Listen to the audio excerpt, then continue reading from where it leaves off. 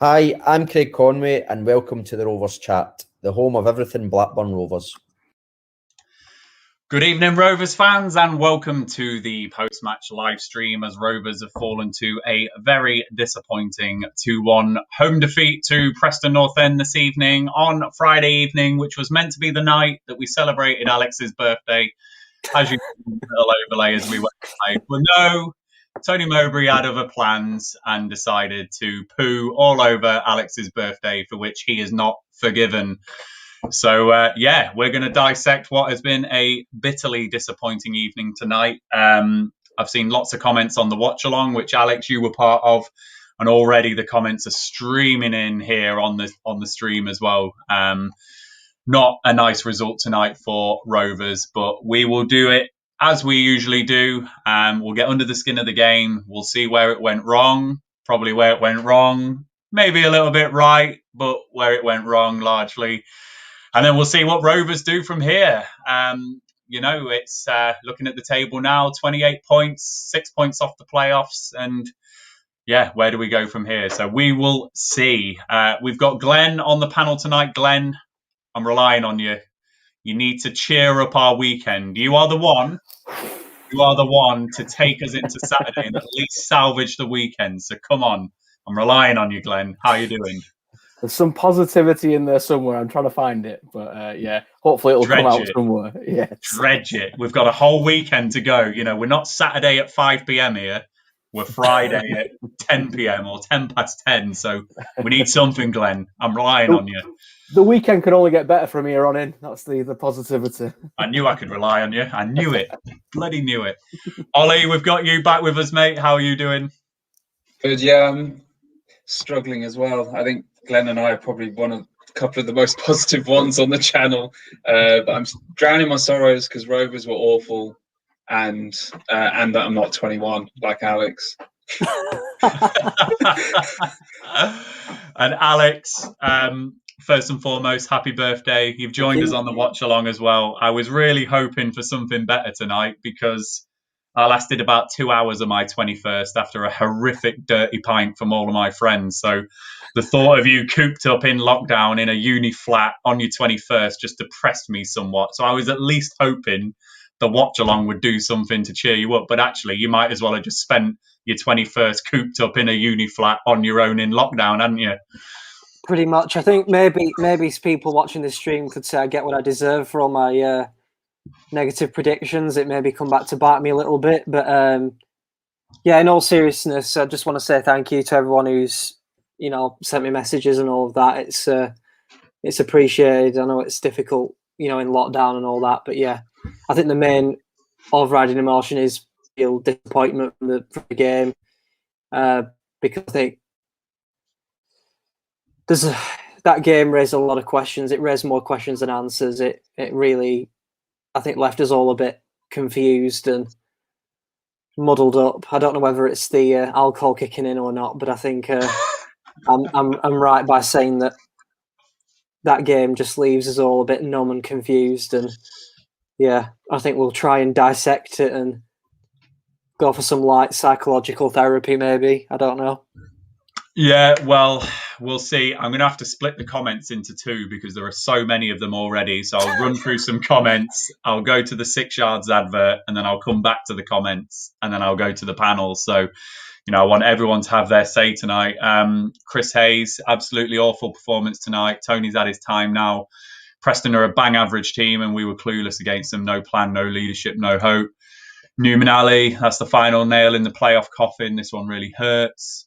Lars Erik Sand, what a great name, by the way. I always remember Ebe Sand, who played up front loved him as a striker. Not the way I wanted the weekend to start. Really poor performance and management tonight. MW Outlaw, I don't understand TM's team selection. At the start of the season, we had a solid starting 11 that hardly changed and would get the job done week in, week out. But recently, the selection feels random. There was absolutely an element of randomness tonight. I'm sure we'll discuss that tonight. Kieran Kiffin, no shape, no tempo. TM out, picking 11 names and say go play doesn't work. Throwing on random players in no position is just embarrassing. Firmly on the TM out train. So Kieran's gone bold. He's on the TM out train there. 𝐿�H𝐃𝐄𝐎, happy birthday, Alex. Shame the result didn't go our way. Ethan FIFA, not sure where we go from here. It's been great the past few months, in my opinion. Yes, some of it is the tactics, but the players have to perform. The manager can't play for them as well. Michael, you were with us on the watch along. How do we cheer Alex up? Let us know, everyone. How do we cheer Alex up? Because, yeah, that's Alex should be in a gutter now, absolutely spewing his guts up on his 21st, and he's not. He's metaphorically doing that, but he's not physically doing that. So we need to cheer him up a little bit. And then Daniel, here we go. Simply not good enough, but we get over it. Have a good weekend, Rovers fans. So I'm going to go to the 6 Yards advert now. I'll come back to the comments, and then we're going to come to the panel. So here is the advert from 6yardsout.com. The Rovers Chat YouTube channel is proudly sponsored by 6yardsout.com. They've got retro football from every era with mugs, phone cases and much more. They also have plenty of Rovers goods, including apparel with the famous 94-95 season and this season's kit. Check them out using the link in the description below. Thank you to 6yardsout.com for their very kind sponsorship, even on nights like tonight. They're still there, and my mug is still in the kitchen from 6yardsout.com. Scott Taylor, absolute shit show, an abomination, I can't even say the word, of a performance. Vacant, gutless and hollow, devastated. Happy birthday, Alex. Mark, time to go. Iceman, Mowbray out. Daniel was on the verge of tears after that. Painful viewing. We're an absolute mess formation-wise. That second half, I didn't have a clue who was playing where. Love Tony. I respect him so much, but he has to go. Michael, if you look at our squad, surely we've got to be performing better. Is Mowbray underachieving? I'm starting to think so. Dave, terrible tonight. So dejected. Ollie, just popping in to say thanks for doing the watch along. Can't handle any more Rovers for a few days after defeat. I'm off. Thanks, Ollie, for joining us. And I know you went to some good efforts to get your Wi-Fi up and running tonight. Harry, give him till summer. Sabula, that was dreadful. Simon, set up all wrong, trying to get Dak into the team when we look better without him. Mid-table team with no plan B. So, Glenn, I'm going to come to you first because those comments pretty much are all on the same thread, and I've deliberately picked different names every time. This result feels like it hurts. I think you're a positive fan. I like to think I'm a positive fan tonight, but this one hurts for me tonight. I think we've been here before with these types of Rovers performances, but I think tonight it was that randomness that came out in the comments. Some of the subs and some of the stuff that went on tonight was a bit bizarre. So how are you feeling after that?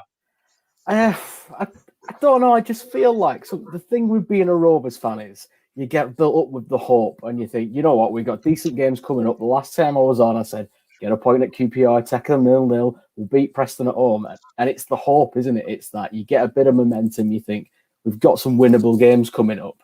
And then that performance. And it just, I don't know, part of me thinks that that's our season and our team summed up in a performance where we look like some weeks we're not going to concede. We look brilliant and we'll score as many goals as we want. Then other weeks, like tonight, we look like conceding. Every time the opposition gets the ball, we don't look like scoring.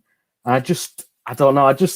It kind of sums up where we are, I think. I don't think we're good enough to be a top 6 team. I don't think there's any shame in that. It's just that performance is just a bit of a kick in the stomach, to be honest. It's, yeah. I don't even know if it's the performance, the tactics, the formation, just the whole lot of it is just generally, yeah. It was. I think you're right. I think the collection of what we've seen tonight is just utterly deflating, and that word came out in the watch along as well. And Alex, I'm going to come to you because of something Glenn said there. You said it in the watch along as well. You made the point that before that, or when Greg Cunningham scored, you said you've seen this quite a few times, haven't you, from Rovers, where it doesn't look like we're under pressure, it doesn't look like we're going to concede, and then we do. And then for a team like Rovers, that when we go from behind, when we go a goal behind, we can't come back, can we? So it's ultimately devastating when we're doing that, like in these games, like QPR on Saturday, didn't really have that many chances to get back. So, you know, with what Glenn said there, how are you feeling after all of that game? I really don't know where we go from here, to be honest with you. I think the biggest cop-out of all of the comments was give him till the summer. I think that's just such a cop out. You either have faith in the manager and you keep him with him, or you are calling for him to be sacked tonight. You know, the wait till the summer is just a massive cop out and isn't really an answer to the questions that we've been having. You know, Elliott will leave and other loan players will leave, and there'll be another rebuilding job. So yeah, that to me is just not a logical way forward. You're either I don't like the halfway house. You're either all in or all out. Talking about the game itself, yeah, once again, a game where we were really under no pressure at any point. I didn't think we were under the cosh at any point in that game. But as we've seen, this team is liable to making 2 or 3 catastrophic mistakes in a 90 minutes. And even tonight, you look at some of the just abysmal defending the second half, which we got away with. I mean, God, do you want me to list the situations that that occurred in the second half? You know, Branthwaite, Lenihan, Nyambe, Kaminski even. It looks like there's no communication. It looks like the structure's gone. I don't know what's happened. As one of the comments alluded to earlier on the stream, I don't really know what the tactics were. I don't know what formation we were meant to be playing. I don't know why the manager keeps changing the formation every single game after 60 minutes. So I think there's many, many questions that we need to be asking tonight. And I'll be honest with you, I'm sort of lost for words after watching that. I really am. You see players that normally perform to their high standards not performing, but I think you can't, bash them for that. Players do have bad performances, but, in a team of 11 players, you can usually afford to carry 1 or 2 passengers. But there was 6 or 7 tonight that just didn't perform, and it's simple as that. Lenihan and Branthwaite didn't hit the heights that they've hit. And I could probably list several in that. But yeah, a very, very concerning night. A worrying night for a multitude of reasons, as I've mentioned. The tactical approach, the manager's shenanigans before the game, talking about he doesn't do formations. And I'm sorry, but I just find that completely baffling. And I'd like someone to explain that comment to me. But yeah, just an all-round complete catastrophe, being honest with you. Yeah, I don't think it's worth sugarcoating tonight's game. Really, really, really poor for me. And, I think we got what we deserved in the end. We got what we deserved because I don't think we prepared well enough or executed a plan well enough to win the game tonight. And we made mistakes at the back and we got punished for it. So I think overall, you have to say that we deserved to lose that game. And I think we'll probably go into it a bit further and dissect, some of the more, specific points. But yeah, I think I'll leave it at that for now. No, just a couple of things on what you said, Alex. So I'm just looking at the match stats here. 64% possession, 2 shots on target. This is a team that's meant to be going for the playoffs. That kind of clinical edge, that attacking threat that we've posed early on in the season appears to be gone at the moment. That's not good for a team that's having that much possession. And I'm just going to dip back into the comments here. RJW, you also asked a corker and made a corker of a point in the watch along. So please put it again in the comments, because we said it, didn't we, Alex, on the watch along, that it really did sum up everything pretty well. So post it again, RJ. But this one, even when we've been winning recently, I don't think we've been convincing. The Luton game, for example, you could probably point to. We snatched that a little bit at the end. Alexander, how long does Tony get next season? Wilco, formations are picked from a lucky bag. Sean Dolan, been on the fence with Mowbray, but think it's time for a change in the summer now. Stephen Almond, Mowbray taking us as far as he can. Change the manager next season. Sorry. This is an interesting point. Cal Hayworth not being the same ever since Preston away. So Let's have a think about that one, actually. Let's think what performances there have been since Preston away. That's a pretty valid point, I think, Cal, unless there are some performances in there. I can see Glenn certainly looking and thinking about that one. Look, not even the 6 yards out and phone voices cheering me up. Be quiet, Luke Kimberley. It's been a horrible night. John, you joined us for the watch along as well. Disjointed setup, fitting Dak back in has proved to be very difficult. Armour out of form, should not be playing just now. And then leap year, man, Sunday League defending on a Sunday League pitch. That was painfully bad. So, Ollie, I've really laboured the comments tonight because I want the Rovers fans to just really say what they think, because it really does feel like tonight's result feels like a threshold might have gone again. Like, I think through the season, there's been Mowbray in, Mowbray out, Mowbray in, Mowbray out. This one feels like it hurts. And some of the comments I'm seeing, it's quite in one direction, actually. So how are you feeling after that game, Ollie? You know, sum up your thoughts. Yeah, I'm normally, a bit like Glenn, normally very positive and have always kind of been Mowbray in. But I think what's bothering, I was actually going to bring up 𝐂𝐻𝐿, he's my namesake. I say 𝐻𝐿, he may say 𝐻𝐿. I was going to mention his comment actually because I think he's right. I think the Preston away was probably the last time, the formation that saw us start the season so well and seen us at our best this season. We've got the players fit since through most of January and at times in December. And certainly now we've had the players to essentially pick that formation and that system with Brereton wide left, Armstrong in the middle, Elliott to the right.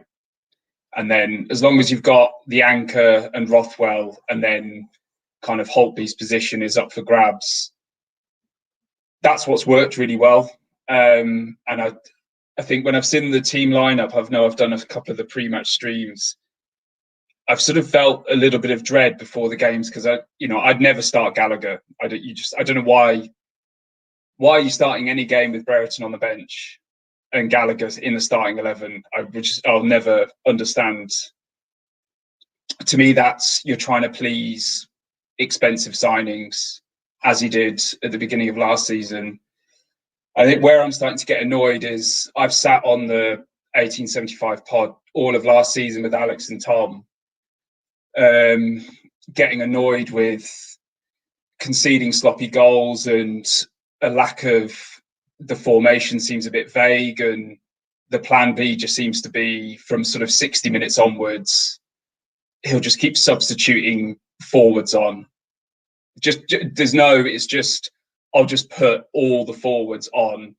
And I think we've said it last season that very rarely did those changes result in, one of those forwards kind of changing the game and winning it for us, or, rescuing a point. And I think the QPR game and this game have been quite alarming for me, just because it feels like we've gone backwards. And that's what's concerning me the most, is that it felt like a bit of a new dawn. The start of that season, 4-0s, 5-0s, even when we were losing to Bournemouth, losing to Watford, you were like, we're playing really, really well here. This is a kind of a new birth, and this is something to be quite excited about. And I don't know why he's so lost in what he's trying to do today. You've got all the players were there just to play 4-3-3 with Brereton, Armstrong, Elliott, and it could have been Travis, Rothwell, and try it with Dak or Downing or whoever it's going to be. And I just don't know what he's trying to do. And some of those defensive mistakes, like even the first goal, it's just a lump out from the back. Nobody deals. We let the ball bounce, and the whole defence shifts over. And Lenihan, it was just a ridiculous header straight. I'm not actually sure who did the crossfield pass for Preston, but he just heads it straight to him.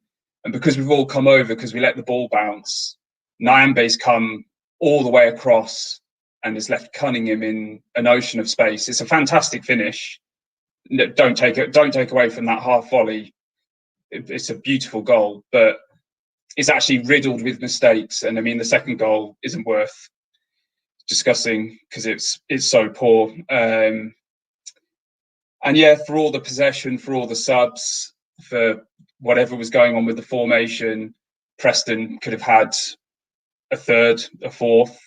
And yeah, I think I said I know Alex was saying it during the watch along that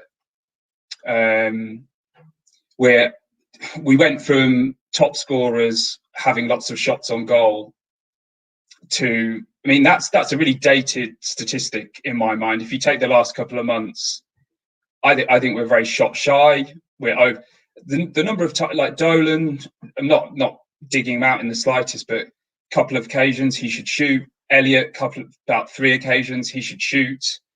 And we, trying to play these sort of cute dinks diagonally across the box, and it's sort of you're not going to score.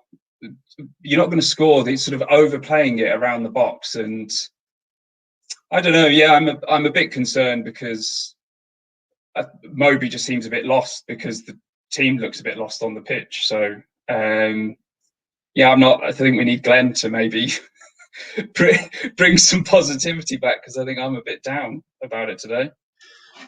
You're not alone, Ollie. The comments say that, but just in terms of people who aren't down, I think Hunter's Army, you are fighting a fairly lone battle in the comments, but I'm just going to, give you your airtime. Poor tonight, some of our fans are a joke, calling for Margaret's head when one game ago we were a win off the playoffs, unbeaten in the league in 2021.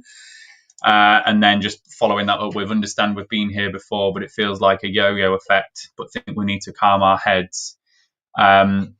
Just to give my 2 pence worth, I'm really disappointed with tonight. I think the thing that I saw tonight was the randomness in things like the formation, in the substitutions. We'll come on to it shortly around Gallagher at right wing back or wherever he ended up. Stuff like that just concerned me tonight.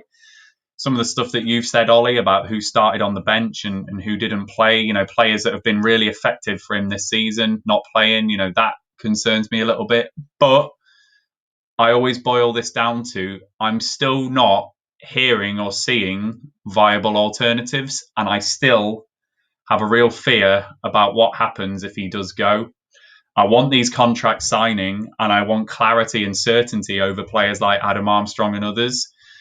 Whether we like it or not, Tony Mowbray has got this squad behind him, and if he goes, there is going to be an impact on that squad. Joe Rothwell instantly has an excuse not to sign a contract. He's gone. Ryan Nyambe, whether he's signing this new contract or not, he's gone. Joe Rankin-Costello might start looking around and thinking, yeah, do you know what? I might go as well. And there are other players who we know are out of contract, like Elliot Bennett, like Lewis Holtby.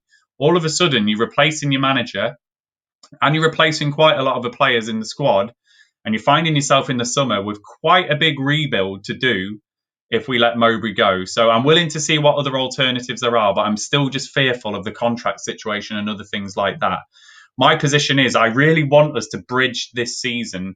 We've been here before in 13-14 and 14-15, particularly after 14-15. We fell off a cliff after that point. We came high in the league and then it never happened again. I want us to do what Brentford have done. I want us to do what Norwich have done. I want us to always be up there. I want us to bridge this season. I don't want this to be the season where this is our only chance. And I think Mowbray does have a part to play in that, in just bridging the season, getting that stability and getting that kind of off-field system and off-field model that we've been craving after these 10 years of pretty disastrous ownership. But I do honestly concede that on the pitch, it's not been great with Mowbray. I get that. Tonight was frustrating, but I'm still just searching for that. What's the alternative, particularly off-field? So I do get the frustration, though, which is why I've given everyone their airtime. I really will keep dipping into these comments. I really will. Because I understand the frustration. I do. I get it, because tonight was hard. And Alex, if it wasn't your 21st and we weren't on the watch along, boy, I would have been depressed. And, you guys have all made it better tonight. So, so there we go. So we're going to go into the game in a bit of detail then. The comments are streaming in, and I think it does feel like a threshold has been passed again for Mowbray tonight. So I think tonight's result is going to linger a lot for people. And I think the fans are probably now in, do you have a bit of blind faith? Do you think we're going to go on a run? Do you think we're going to do what Aston Villa did a few seasons ago? Are we going to sneak into the playoffs? You know, that's probably where we are all at now. So let's see what happens. But I'm waiting to see that alternative. Glenn, I'm going to come to you, though. I'm kind of jumbling the order up a little bit today, but I'm going to just come to you. Jarrad Branthwaite tonight has taken a bit of flack, a bit of criticism. He is 18 years old. This is probably his, 15th league appearance or 20th league appearance in the entirety of his career in the English Football League. He had a tough night tonight, didn't he? And, you know, I actually think he was at fault for both goals. I think he was the one out of position for Cunningham's goal. I think he was the one that meant that Nyambe came across.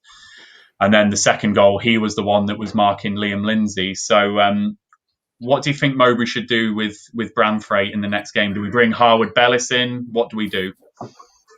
It's a tough one, isn't it? Because if you take him out, it's the confidence hit could be demoralising. You might never get that player back, I think. For what it's worth, I think that's the first time I've watched him and thought, that's a poor performance. I think up until tonight, he's been good. I think he's made Lenihan better. I think we need to remember some of the shockers Lenihan's had earlier this season with the different players he's had next to him. And I think Lenihan's a far better player next to Branthwaite, and I don't think that's a case of him looking good next to a younger lad. I think he does make him a better player. I do think, like you said, the first goal, I think he's at fault. I think Lenihan comes for the ball. It's not the best header, but Branthwaite seems to have this obsession of being the defender on the left side, and he tries to get round Lenihan's left side, when actually that's dragging Nyambe in, which leaves Cunningham wide free outside. If he stands his ground and says the right-hand side of Lenihan and just covers Lenihan's slot, there isn't all that space. Nyambe closes Cunningham down, and perhaps he doesn't get the shot off. I think the corner, I think he's inexperienced. I've mentioned it at the time. He's took the corner. It's gone, God knows how high up in the air, but hit the near post. And physically, I don't know how that's possible. It did look quite windy, but he's took the corner, and you can see on the replay, he's switched off as Branthwaite. He's thought that's going back stick. And then at the last minute thought, oh no, it's not, and tried to get somewhere near it and got nowhere near it. I think late on in the second half, he did the same thing again, where I think he tried to clear the ball, it bobbled off, and he was obsessed with getting back to that left-hand side and actually kind of taking up where Lenihan was rather than covering the man, and we got away with it. I think it's a tough one. I wouldn't drop him. I think he probably knows he's had a bit of a shocker tonight, and he's probably not let the team down, but he's to blame for at least one of the goals. I don't know. I'd potentially bring the. I always get his name wrong. Harwood Bellis, is it? The Harwood THB? Bellis. Yeah. I'll just call him that. I'd potentially bring him in at right back and have Branthwaite in the middle, and then you can maybe move him around if things aren't going any better, and it's not a case of he's dropped. He's stuck with him, and you kind of change formation, and you've got Nyambe on the bench, which is perhaps a bit harsh on Nyambe, but I don't know. I just think the impact of him for dropping him at that age.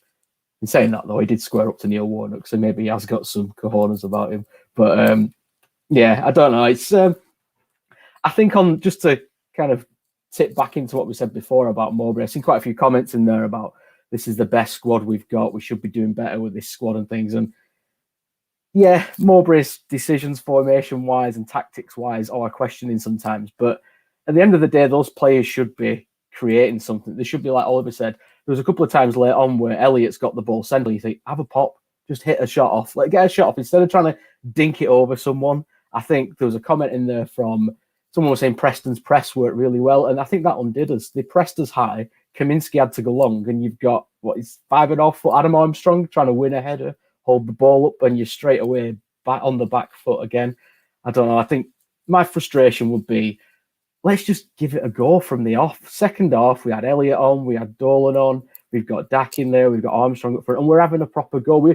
At times, we can't defend. Let's just have a go. Instead of trying to negate the opposition, let's just go back to where we were earlier in the season. Let's get on the ball. Let's try and have numerous shots, get a couple of goals, and then try defend, rather than playing into everybody's hands and conceding early and then struggling to break a team down.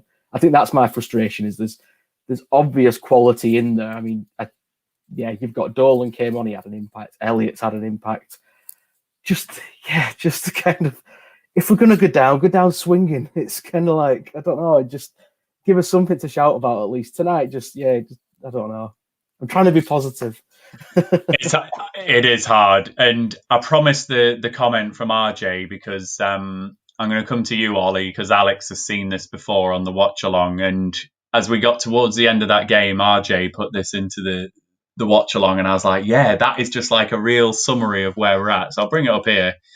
Mowbray buys players for character, not formation. And do you know what? Like when I saw that written, if you just think about all the stuff we've chatted about Mowbray this season, so he's a lovely bloke. You know, he's got the best at heart for Rovers. He's created a really good work ethic in the group. The players love him. They're all behind what he wants to do, that type of stuff. You know, clearly we've got a great team ethic and a great squad in that sense. But then when we're trying to turn it into something which is effective and which is going to get out of this division, have we got that? So that comment from RJ, for me, has really summarised my thoughts on the situation. Like, what's your thoughts about what RJ's put there? Does that summarise how you're feeling as well? Do you agree with what RJ said there? Yeah, I really do. And I was on YouTube during the watch along. Yeah, it's a really good comment, and because I think you see it in. I think I was saying just before that. I think we saw it last season, and we've sadly starting to see it again this season. That it feels like he's kind of making decisions, trying to kind of give everyone their chance, or because someone did something in the previous game, you know, it's like, oh, they should have a start because, you know, they deserve a start, or because of who it is, and actually, you know, a successful football team in this, you know, this division doesn't wait for anyone. It doesn't matter if it's good to have it's, you know, I think we benefited from it a lot in the promotion season from League One, that we had a very strong dressing room with some really strong characters in there that help us come out of that division. But now, what gets you out of this division? We all want to make the playoffs. What gets you out of this division is ensuring every game is so tight in this division that it's what can you do to tip the game your way, and that's stop the stupid mistakes, giving away goals, and you've got to be clinical when those moments come along, because games fall either way. Doesn't it? Actually, in some respects, it barely matters who you're playing week in, week out in the Championship, because the games are often very tight. And if you're basing your team selections and substitutions too much on keeping people in favour, or, you know, I want to make sure so and so gets some minutes, or you're not going to be forgiven for that actually on the pitch with the game. You've got to stick to what works, I think. And if that means being ruthless, if that means that an expensive player doesn't actually start a game for half a season and is limited to sub appearances, I mean, I'm sorry, that's just the way it is. Because if you're not part of the best functioning 11, it's about having an effective 11 on the pitch that beats the opposition in front of you. It's not about trying to do anything else. And it's a really good comment, because I think he falls foul of that. And it's, you know, we're not Tony Mowbray, we're not his backroom team. We're fans that watch the game and games and get frustrated, but we all sit, you know, you can see it in the comments. We sit here. To me, it's very obvious what's worked this season.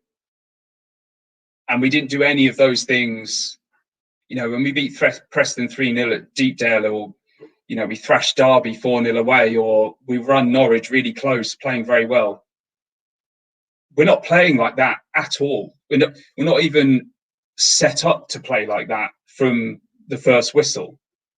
And that's what I don't understand, because all the players are there to do that again, but he's choosing to do something else. And yes, the players also have to take some responsibility, but he's sending out an 11 that doesn't seem to be set up in the way that I think we're most effective, and that's what I don't get. So yeah, it's disappointing, and, you know, I'm sure we're going to go on to Dak, and that's kind of almost like a difficult problem to talk about in and of itself, because he's a fantastic player. We know he is, but it feels like he's trying to solve a problem that wasn't there. If you spend a year playing without that player, we'd found a way to play without Bradley Dack. And I mean, he's a fantastic footballer, but he didn't do much wrong tonight. But then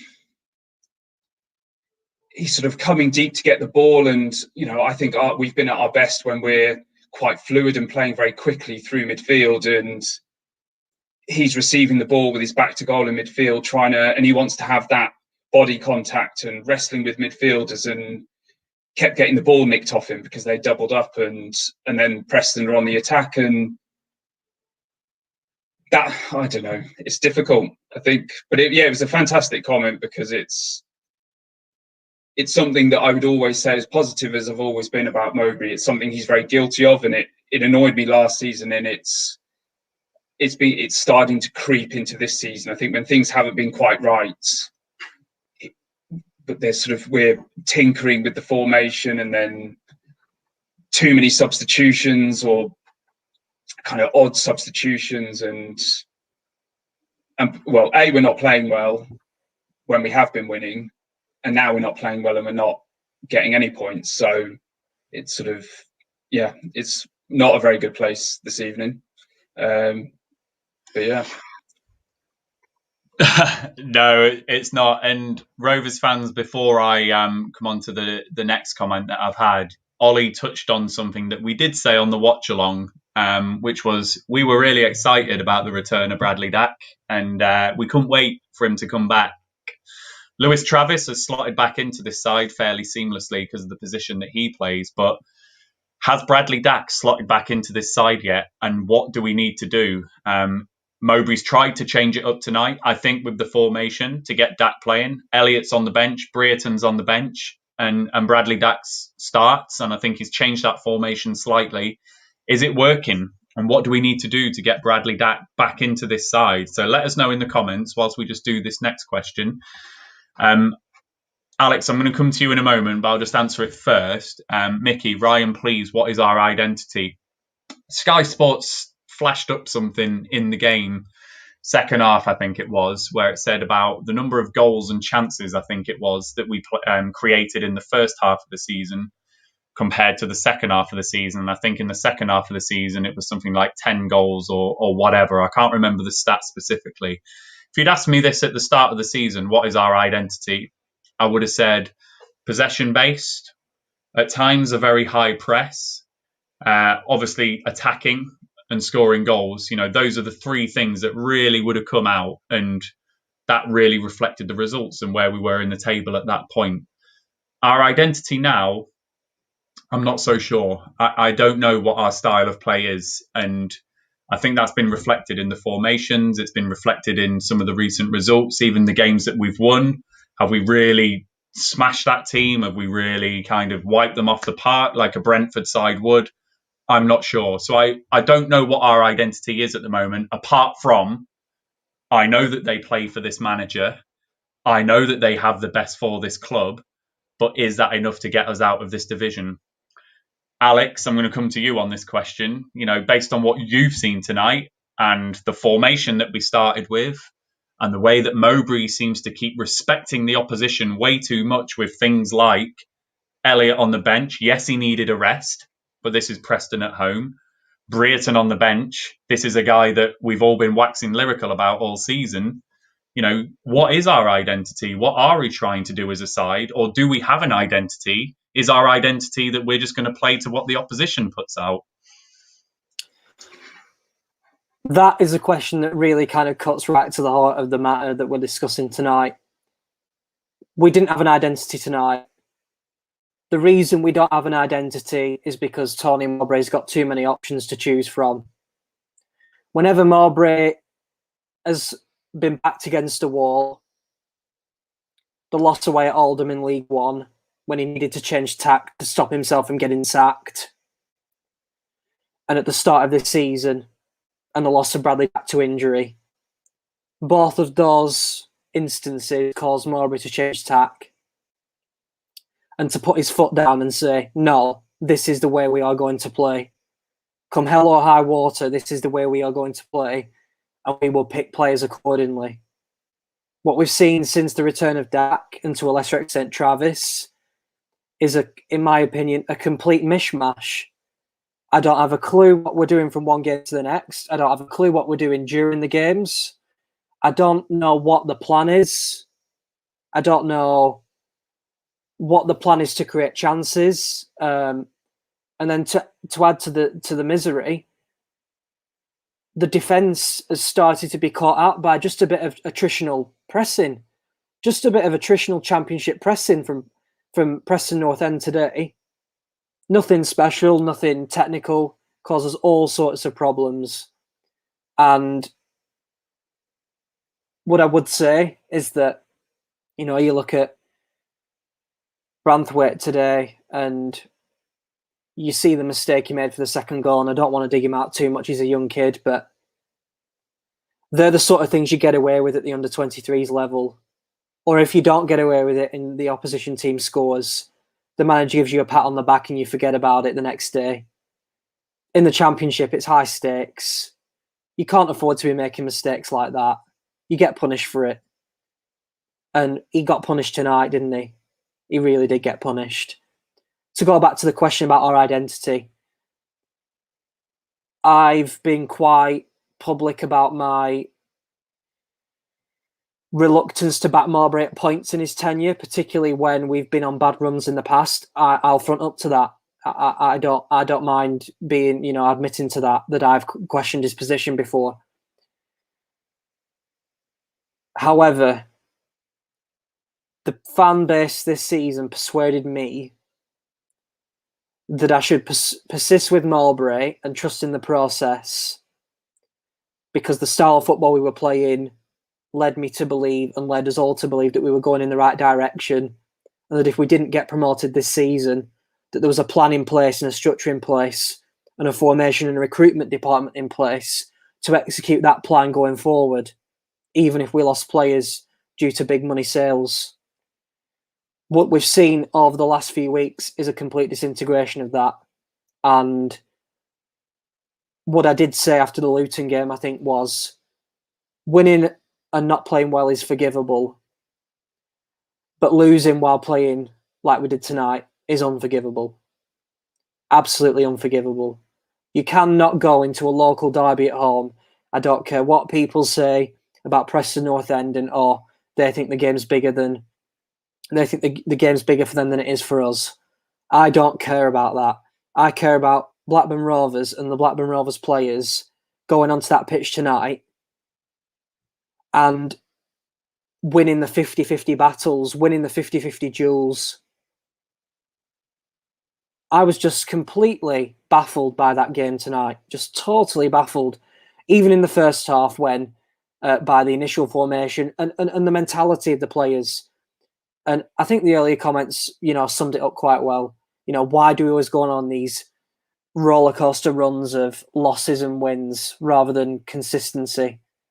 And the reason is that these players, and I hate to say it, they don't have the mentality to win games at this level, or win enough games at this level to get the club into the position that it wants to be. And we can scream and shout all we want on this stream, but until we get players into this club that have got the mentality to win 5, 6, 7 games in a row, we will constantly be talking about how we're 3 points off the playoffs, 6 points off the playoffs, 4 points off the playoffs. And whenever that game comes where we've got the chance to break in there, when the pressure just notches up a little bit, they've shown that they can't cope. Now, I'm not making that up. I'm just using that as an observation based on what we've all seen. You know, you cannot lose 5, 6, 7, 8 games where we've got an opportunity of breaking in there and not call into question the mentality of this group of players. I think they're a hard-working group of players. I think they're an honest group of players. But do I think they've got that winning mentality? I would have to say probably not. And it pains me to say that. because no one would love Rovers to get promoted more than me, and today of all days, no one would have loved Rovers to see Rovers win more than me. But we've not won tonight. We've not deserved to win tonight.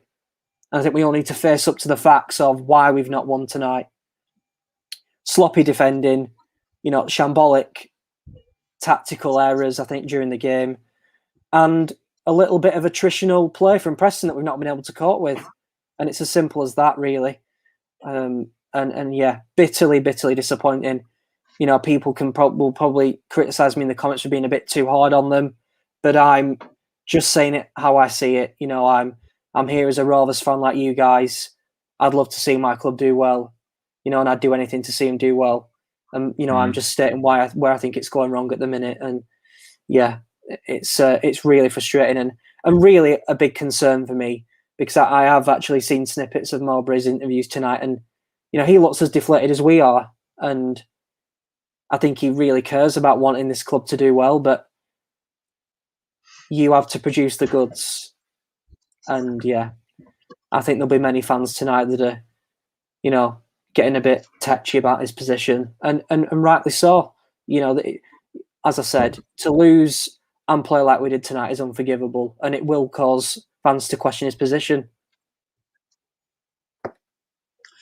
I think it will. It's certainly coming out in the comments, so I'm just going to dip into more comments that we've had. Tubster, team ethic, never seen the team make a high press and dominate opposition like Preston North End did tonight. I think certainly in this second half of the season, Tubster, we've just not seen that effective high press like we did at the start of the season. Certainly, we've lost that from our game. And, we've spoken about injuries and stuff in our squad. Are we being worked too hard on the training pitch? Does this style of play work for the players? Who knows? Are they too tired? We're just not doing that press as much now.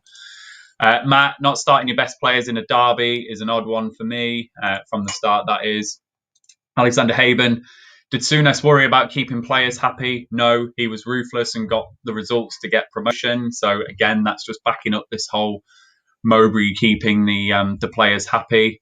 Chris Hayes, completely agree with Oliver. We don't have that killer instinct anymore. Too many options at his disposal, and he feels obliged to rotate. Interesting point here from Leap Year Man, because we certainly covered this before the QPR game. Looked vulnerable again against a team with wing backs. We get too narrow. Opposition have so much space wide. I don't know if Joe's watching us, Joe Harvey, but if you've looked at the Rovers analytics account, he's ran that stat about how Rovers play against 5 or 3 at the back, and it's not good. And this is another one. They did play wing backs, didn't they? So that's an interesting one. Adrian, just backing up what you said there, Alex. Did anyone hear Mowbray's interview with BBC Lancs? Very subdued, one-word answers. What is going on? We've had so many comments. It's unreal. I'm just scrolling through these now. If Dak's just going to feed off a big striker, he's in the wrong team. If he's a luxury player, then there isn't room for Armour and Rothwell. He has a role in a high possession, pressing team with hardworking players who can pass the ball. But when is that going to be tried? So again, that's just backing up that stuff that was being said. Chris, I was looking at other comments and then I saw that. That made me chuckle. Joe's too busy presenting match of the day. Brilliant. And Alex, just some agreement here for what you've said. Kenneth in agreement with you. Leap Year Man in agreement with you there. Agree, Alex. Fraser, 100% agree, Alex. So Callum, spot on. So Alex, what you've said, Stop agree, Alex. The goddamn ego, Alex. Please stop it. You can tell Alex that his birthday ruined, but I 100% agree with him. So what you said there, Alex, lots of people in agreement with what you've said there. Glenn, I'm going to come to you. This is the comment I was looking for before I was laughing at Chris's comment about Joe on Match of the Day. I've spoken on these streams about how you can name the starting 11 of every side that gets promoted. I can probably still name the lead side that got promoted from last season, but I'm not going to try because I'll embarrass myself because I won't remember. Now I've just made that point, but you get my drift. So you can name those sides, can't you, that get promoted. They've roughly got that same starting 11 every week. And we were just begging in the January transfer window to get that settled back four, and then Kaminski as well. And we've largely had that. We've largely had Douglas, Branthwaite, Lenihan, Nyambe, Kaminski in goal. But then we're just doing these interesting, that's the word I'm going to use. We're doing these interesting things in front of that settled back four. So do we have a clear 11? You know, what's going on with our team?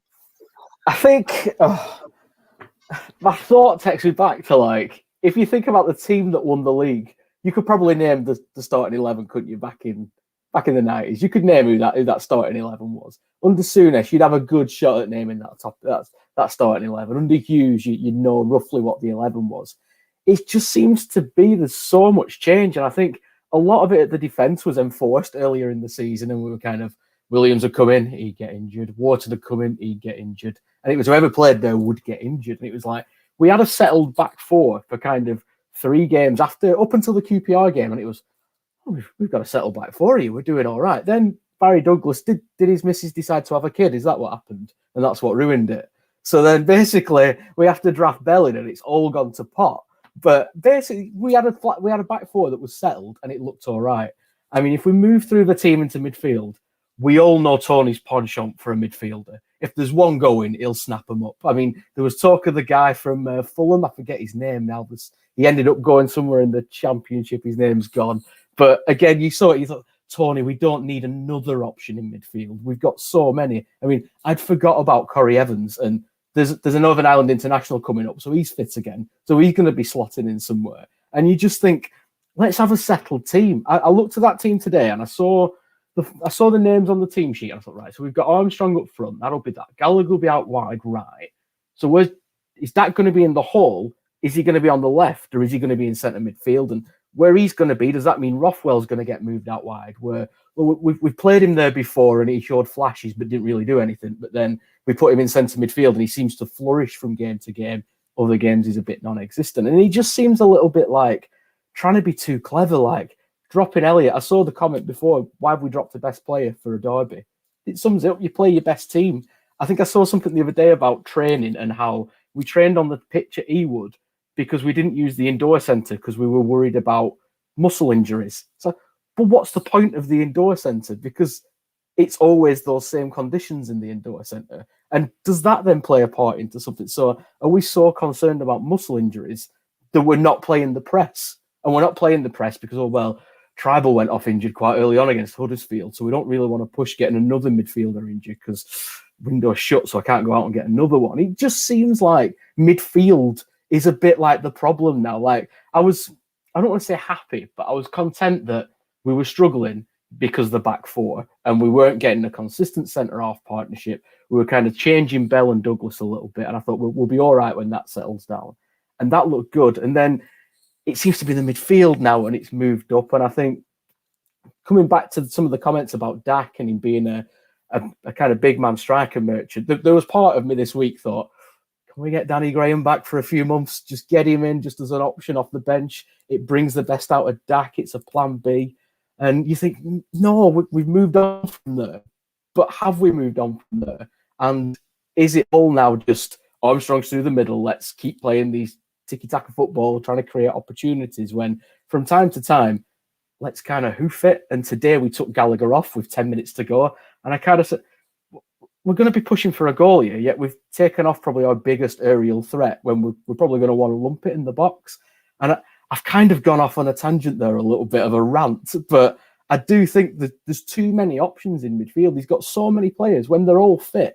I mean, if you try counting them now, midfield, I'll start with Downing, Evans, Rothwell, Davenport, Travis, Tribal, Johnson. I'm up to 7, and you can only fit 3 of them in. I could probably keep going in terms of other players that can play there.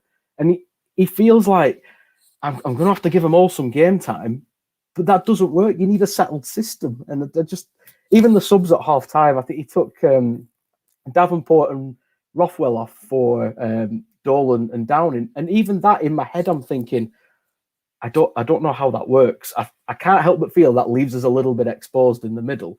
And the worst thought I've had all night is this is the Paul Ince lottery all over again. He's kind of going in there and just picking names out of a hat. and that's a concern for me. Is he's I've said it before. He's lethal with this number of subs. He's got all the hallmarks of someone who's getting beat on Championship Manager and sticks all his attackers on and pushes his wingers up running. And I've gone really negative there. I didn't mean to. I'm still Mowbraying. I still think he deserves at least to the end of the season. And for me, he can see his contract out till next year, and that is the perfect arrangement for everybody involved. We get those players signed up at the end of the season with his leadership, and we give him another year and say, you know what, COVID happened last year. This is your last shot. But we both agree, if it doesn't work, we'll go our separate ways and we can start planning. I think some of the names in the chat, I've seen Tugai, I've seen Hughes, I've seen Bilic, I've seen Eddie Howe, I've seen Damian Johnson. I don't think we're that far up the table and that many points to be making those big changes personally. I'd love to see Damian Johnson one day get the job. But I don't think that time's now. I think we're still on a bit of a precipice here. We've got the contract situation. We've got a long way to go this season. There's a lot of points to play for, and just let's not rock the boat too much. But no more midfielders. We don't need any more midfielders. Stop the press. Glenn Entwistle was going into the negative space, so it must have been a bad night tonight. But just on the point that you raised, what you said about Danny Graham, let's not kid ourselves. We love Danny Graham. We love him. He's a great servant to our club. This is a guy that's been on the bench at Sunderland for the last half a season. This is a guy that's just retired from football. We should no way be entertaining the prospect of Danny Graham playing for Blackburn Rovers again. But Glenn, I'm not going to lie. I did it. I did. I thought that. I did. We should not be doing that. But that is absolutely case in point. Totally agree. It's a worrying sign. It's a worrying sign that we're thinking about it. I'm like you. It is. And I'm exactly like you. Like, I want Mowbray to succeed. I'm fearful of the contracts, and I just want us to bridge this season. So I'm willing to see Mowbray do it out. But that is a worrying thing if we're thinking about, should we do Danny Graham? Like, yeah, that was just worrying, isn't it? Ollie, I'm going to come to you. FM Works has made a point here, which is probably at the core of why everyone is so annoyed. So, on paper, and before the season started, this is a squad that had depth. Glenn's just highlighted loads of midfielders that we've got. Great attacking options. At one point, we had the Championship's top scorer. We've arguably, on his day, got one of the Championship's best players in Bradley Dack. And we've arguably got Harvey Elliott, the best 17, 18-year-old in the country. We've got all the raw components to make the playoffs. Do you think this is ultimately down to management now? Do you think we are underachieving? In fact, I'm going to ask all three of you. We'll start with Ollie. Rovers fans as well in the comments, let me know.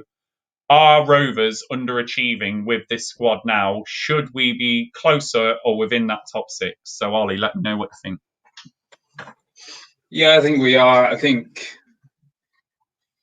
since we came back from League One, however, the good moments in that season, the only objective was to consolidate. Last season, I think if any fan truly thought we should get in the playoffs, I think that is kind of, you're having aspirations probably above and beyond where we could reasonably be. If you're being realistic, we should have expected this season. It was the first time some of the players and Mowbray themselves, that was the clear objective. We are aiming to be in the top six. He's had the backing from the owners. He has got a very, very talented squad to do it. Ever since we've been relegated from the Premier League, this season, far beyond actually the Bowyer season, where I really thought we should have made the playoffs. I thought it's a weak division. It's a very weak division. It was a weak division last year. Put Leeds to one side. It was weak last year. Look at the points total for the playoffs. It's weak again this year. This is a very difficult league to get out of. Last season and this season are easier. They don't come along very often. You're talking every sort of 10 years, you have a season where low 70 points, you're going to sneak in the playoffs. We have got a team that can. This squad should be more than capable of getting over 75 points, and that'll see you. That'll see you in the playoffs. It really will. And last season, actually, it could have happened last season were it not for the same problems we're seeing this season. And actually, it was a bit earlier on, and it hasn't been highlighted. I think Duncan Lee Easton, it was a comment at about 10:46. I'll find it. That Sky stat, first 19 games, 31 goals. Last 11 games, 10 goals.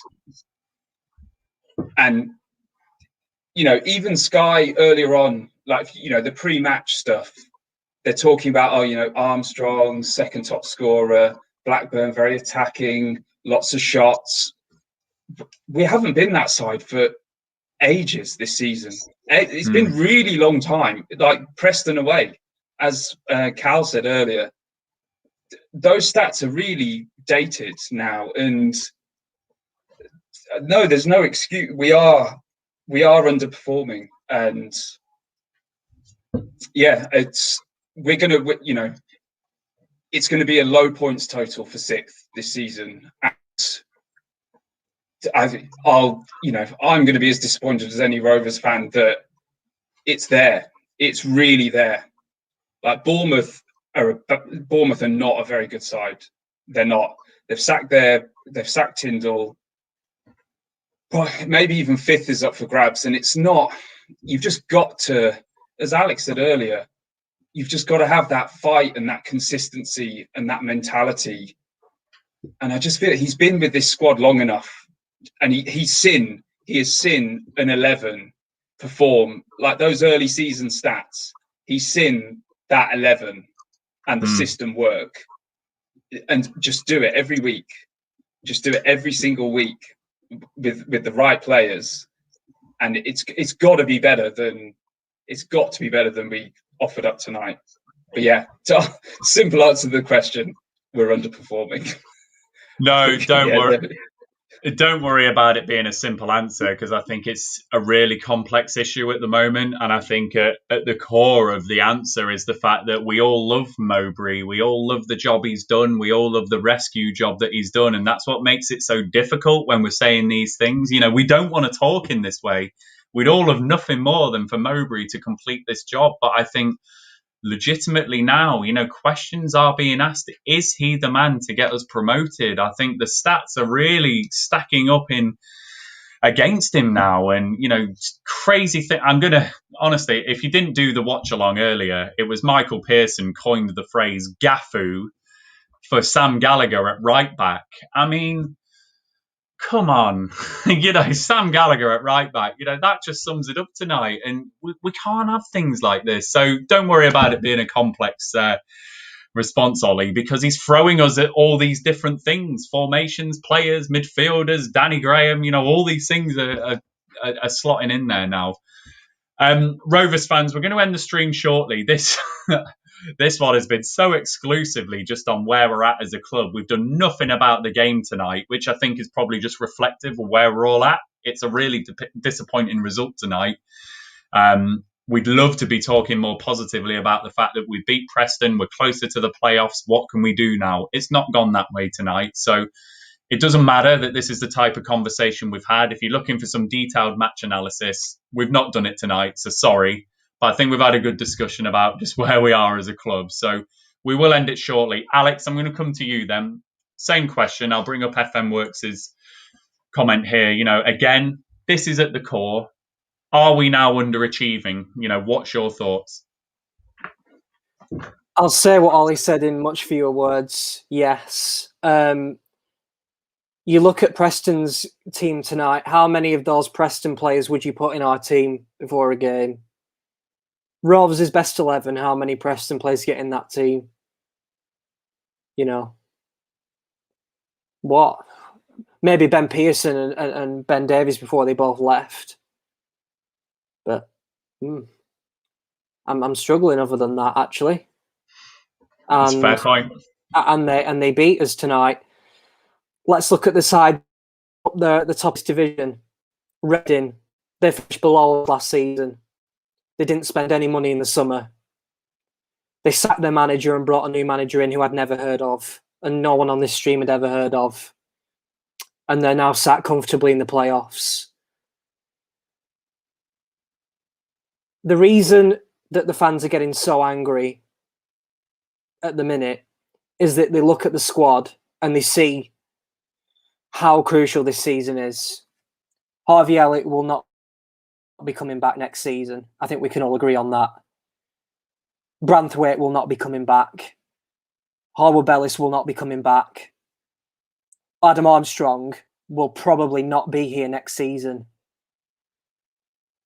He has got to find another striker that scores 20 goals up to this point next season to keep us on the same level we're at right now.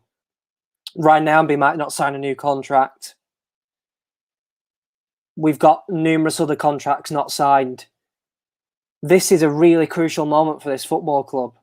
We're in a massive limbo at the minute. We don't have a clue where we're going. We don't have a clue what the starting 11 at the first game of next season is going to look like. So, we can talk about, give Mowbray till the summer, give him 18 months, let him see out of his contract. We don't know the state that the club's going to be in at that point, either financially or personnel-wise. Who knows? Who knows the situation? Who knows what's coming down the tracks? So what I want to see is this club spend more than a week inside the top 6 after the first month of the season. Is that too much to ask for? I'll leave it at that. No, it's fine, Alex, and I'll give my view once Glenn's done his. So Glenn, I'll come to you in a moment. I'm just going to go into the comments because we've had a few. So Dizzy Thumbs, yes, we are underachieving. Scott Taylor, we should be above Bournemouth and we should have beaten them. El Scotty got to say yes. Michael Pearson, last chance too. Chris Hayes, definitely underachieving. Tony wanted top 6 at the start of the season. So many similarities between Tony and Bowyer. Leap Year Man, 100% underachieving. I look at Reading and Swansea, and on paper, they're no better than us. And I think that's just similar to what Alex was saying there. Leap Year Man, the Preston players in the Rovers team, how many of them are you taking? You could probably say a little bit of the same about Reading and Swansea. And I think, I'll make my point now just on the basis of that. Reading and probably more Reading, less Swansea, because Swansea have got some quality players, but Rovers feel like a side which we are less than the sum of our parts. Reading and Swansea feel like a side which are greater than the sum of our parts. And I think that's where we're struggling. And I just can't put my finger on what we're doing. Adrian, if we don't make the top 6 this season, we need to consider a change. Same problems 3 seasons in. Riz, we're definitely underachieving. And remember, it was Tony Mowbray himself who said we're aiming for top 6. He did, Riz. He set that at the start of the season. Kenneth, the chances are there, and yet we're underperforming. So, yes, we should be higher up with this squad. FM, Kaminsky, Nyambi, Travis, Elliott, Dak, Armour getting any championship side for me. And that's a spine right there. We've spoken on these streams about a spine. We were saying tonight again about the championship teams that get promoted. You can name their 11s. Why are these guys not first names on the team sheet? Elliott's been on the bench tonight. Nyambi keeps getting taken off. Dak, we can't fit into a system. You've got the root of your problem right there. And then Ben Smith. Think we should be closer with this squad. So Glenn, I'm going to give you the final word from the panel before we close the stream. You are the positive one. So are we underachieving? Is there any hope for Rovers this season? What's your thoughts? I'm going to start with Alex's comment about can we spend more than a week in the top 6 this season? I don't care if we don't spend a week in the top 6, as long as we're in the top 6 when it strikes 90 minutes on the last day of the season. And I'll unashamedly say in off Gallagher's ass to get in the playoffs in the 94th minute. I'll take that, and we'll scab away in there. That's enough for me. I'll take that. I think in terms of, are this team underachieving? I'm hearing a lot of, on paper, this team is brilliant. On paper, we've got 𝐿𝐻𝐕𝐈𝐃, one of the best players. On paper, you don't win a game on paper. You win a game on a football pitch. And I think what we've got is a lot of potential. We've got Harvey Elliott, who's got a lot of potential. We've got Tyrese Dolan, who's got bags of potential. There's a lot of potential. These are young lads. These aren't we're not spending however much on Ronaldo to come in and win us the Champions League. These are young kids that, rightly or wrongly, we've taken a gamble on. And that's what this season is to a degree. It's a gamble. Dolan's a free transfer that has way exceeded my expectations already. I think I'll come back to the first couple of games of the season and how much we were all purring about Dolan when he came off the bench against Bournemouth, what he did earlier in the season. We thought, we've got a right one here. But he seems to be playing second fiddle now because we've got Elliott. And you kind of, for me, let's get them both in there. I don't think we're underachieving. I think we're where we should be. And I think, we have a fantastic team on paper, but you don't win a game on paper. You've got to win it on the football pitch. And I think, back to the Boyer comment, we didn't know how good it was under Boyer till it all fell apart and we were so close and we all thought, we'll be back there next season. Then Rudy goes, Rhodes goes, Boyer goes, and look what happened after that, where we ended up with Mowbray coming in. I think that's the kind of turning point we're at now. Do we get rid of Mowbray and kind of risk that again? Because they haven't got a great track record in appointing managers, and I think that's a risk. But I think in terms of a positive comment that I'm going to leave you with, because you asked for one, is Mowbray has these peaks and troughs. We're in a trough now. So everyone pretty much expects us to maybe not go to Barnsley and get anything, not get anything at Forest. Then we got Watford, and then I think if we got, is it Swansea after that? 4 tough games. It would be typical Tony Mowbray to go get 9 points from 3 games now.